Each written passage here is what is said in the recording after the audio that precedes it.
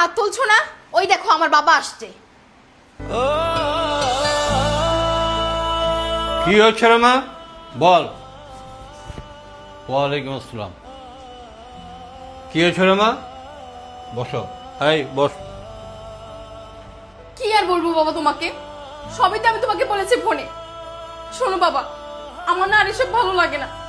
আমি তোমাকে বলে দিচ্ছি, আমি আর ওর সংসার করবো না, ওর সাথে ঘর করবো না আমি। বাবা, আমার না আর অভাব ভালো লাগে না বাবা।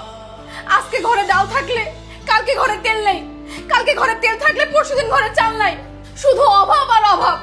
বাবা গো, আমি আর পারতেছি না বাবা, আমি আর পারতেছি না। আমি দোকানে গিয়ে 10টা টাকা দিয়ে কিছু কিনে খেতে পারি না, আমি মার্কেটে গিয়ে ভালো মন্দ কিছু জামা কাপড় কিনতে পারি না।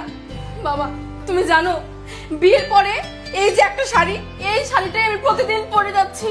ও বাবা, আমি আর কত সহ্য করবো তুমি আমাকে বলো? এই কার সাথে তুমি আমাকে বিয়ে দিয়েছো বাবা?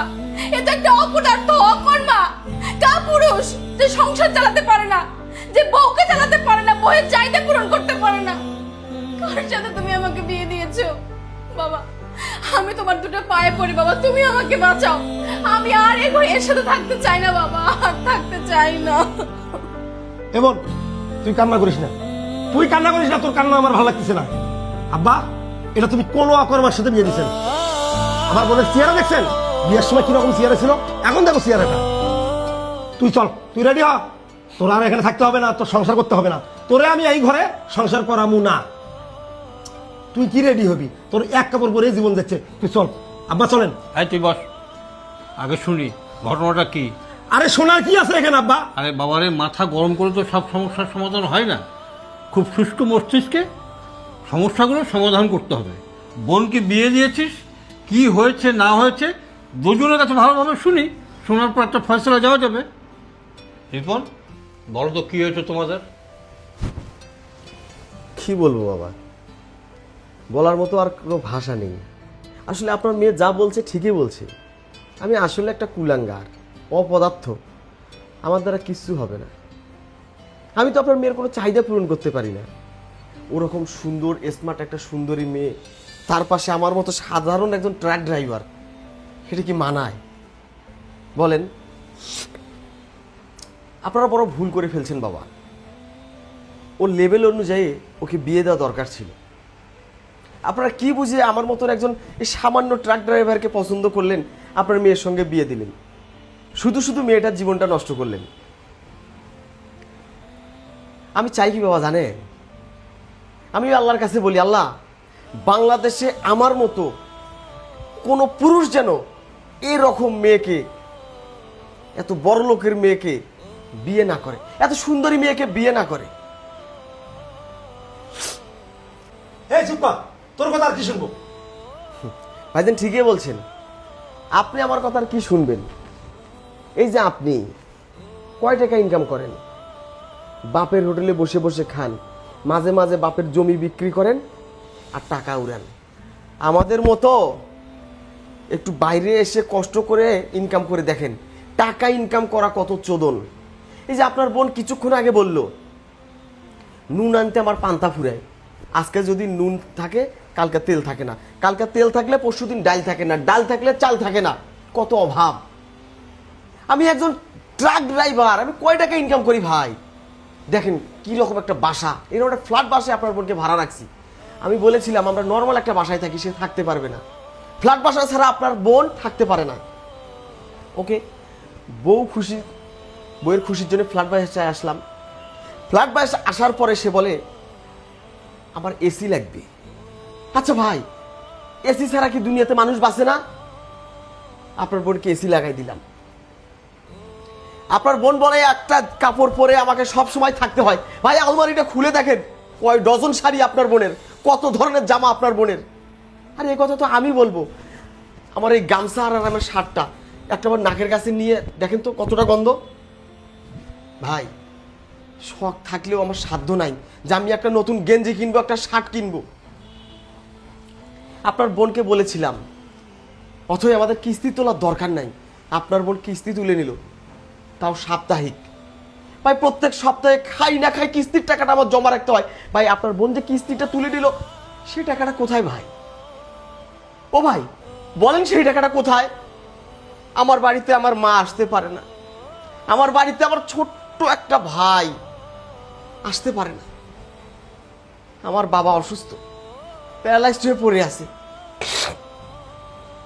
দুটো মিষ্টি কিনে নিয়েও তার মুখে আমি দিতে পারি নাই ভাই। কেমনে দেব? বইয়ের চাহিদা মিটাইতে তো আমার জীবন যায়। বাপ মায়ের দিকে দেখবো কখন?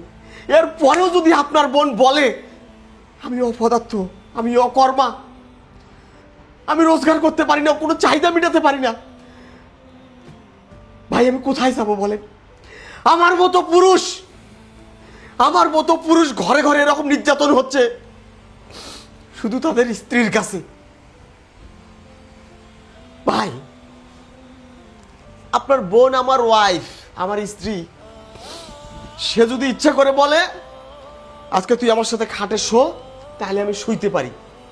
আর যদি বলে তুই আজকে অন্য রুমে যা শো, আমাকে অন্য ঘরে যা শুইতে হয়। ভাই এটা কোন বিধানে আছে? লজ্জার কথা মুখে আনা যায় না। আমার কোনো শখ নাই, আমার কোনো চাহিদা নাই, আমার কোনো ইচ্ছা নাই আমি আপনার বোনের শরীরে হাত দেব। যদি তার কোনোদিন ইচ্ছে হয় সে আমার সাথে থাকবে, আমাকে স্পর্শ করতে দিবে, নাহলে আমি তাকে ধরতে পারবো না, ছুঁতে পারবো না। বেশি কথা বললে ভয়। আপনারা কেমনে 10 লাখ টাকা কাবিন তুললেন ভাই? বেশি কথা বললে ভয় দেখায় কাবিনের টাকা। ভাই আমার তো কিডনি বেচলেও 10 লাখ টাকা হবে না। আমি ওই ট্রাক চালাইতে না ওই দুইটাও মনে হয় মার খাইছি। ও ভাই আমার মতো পুরুষ নির্যাতন আর কত হবে এই দেশে? হ্যাঁ, শুধু নারী নির্যাতনের আইন বের হয়েছে, এদেশে তো পুরুষ নির্যাতনের কোনো আইন বের হলো না। আমার মতো হাজারো মানুষ আছে, হাজারো পুরুষ আছে, প্রত্যেকটা সেকেন্ডে তারা নির্যাতিত হচ্ছে। এই দেশের সরকার কি এটা চোখে দেখে না? এই দেশের সরকার কি বোঝে না? আইন সবার জন্য সমান। কই ভাই আইন সবার জন্য সমান? আইন তো শুধু মেয়েদের জন্য একরকম, পুরুষদের জন্য আর এক রকম। যদি একটু আপনার বোনকে চোখ রাঙাইয়া কথা বলি, মামলা করার ভয় দেখায়, তালাক দিব, যৌতুকের টাকা 10 লাখ দেওয়ার লাগবে। ভাই মাঝে মাঝে কি মনে হয় জানেন? ওই যে ফ্যানে গামছা দিয়া ধুলে যাই, এটাও পারি না। অসুস্থ বাবা, আর মায়ের কথা মনে হয়। আমার মা কয় বাবা কিছু দিতে পারিস না, কষ্ট নাই, কিন্তু তুই দুনিয়াতে যুগ যুগ বাইসে থাক, মনটা সান্ত্বনা দিতে পারবো তো? আমার বুলাটা বাইসে আছে, বাপ মায়েরা তো কিছু দিতে পারি না, কষ্ট করে দুনিয়াতে বাইসে আছি। এই সান্ত্বনাটা শুধু বাপ মায়েরা দিতেছি। এসব ন্যাকা কান্না আমার সহ্যই হয় না। দেয়ার বেলায় কিছু নেই, আবার কথা বলার বড়াই ফটর অসহ্য লাগে। খাওয়াতে পারে না, জামা কাপড় দিতে পারে না, আবার তার বড় কথা। বাবা দেখেছো? দেখেছো তোমরা? এখন তোমাদেরকে আমি নিয়ে এসেছি, এখন তোমাদের সামনে কান্নাকাটি করতেছে, তোমাদেরকে ইমোশনাল ব্ল্যাকমেল করতেছে, যাতে তোমরা মনে করো আমি তোমাদেরকে মিথ্যা বলতেছি। মিথ্যা এটা মিথ্যা না, তাই না? ও মিথ্যা বলতেছে। পুরুষ মানুষের চোখ দিয়ে সহজে পানি বার হয় না রে। একটা পুরুষের চোখে যখন পানি আসে তখন বুঝতে পারি আসলে পুরুষটা খুব কষ্টে আছে। তুই কি মিথ্যা কথা বলিস এতদিন আব্বাকে? ফোন দিয়ে বলিস আমাকে নির্যাতন করতেছে। আরে ও কি করবে? ও সামান্য একটা ট্রাক চালায়, আর তুই না এই রাজকীয় বাড়িতে আছিস, তাই না? এ এত অর্থ সম্পদ কই পাবে?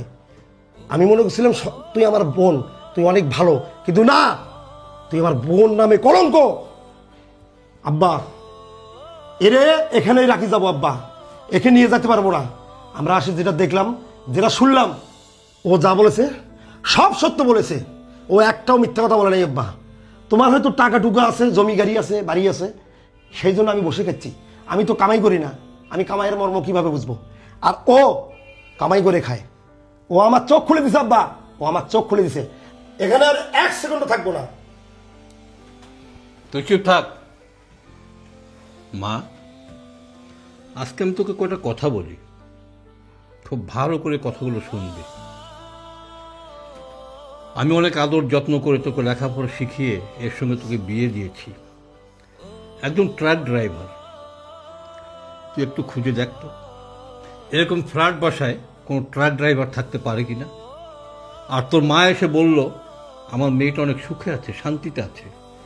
আর তোর ড্রেস আপ দেখে, তোর চেহারা দেখে তো মনে হচ্ছে তুই কোনো অভাবে আছিস।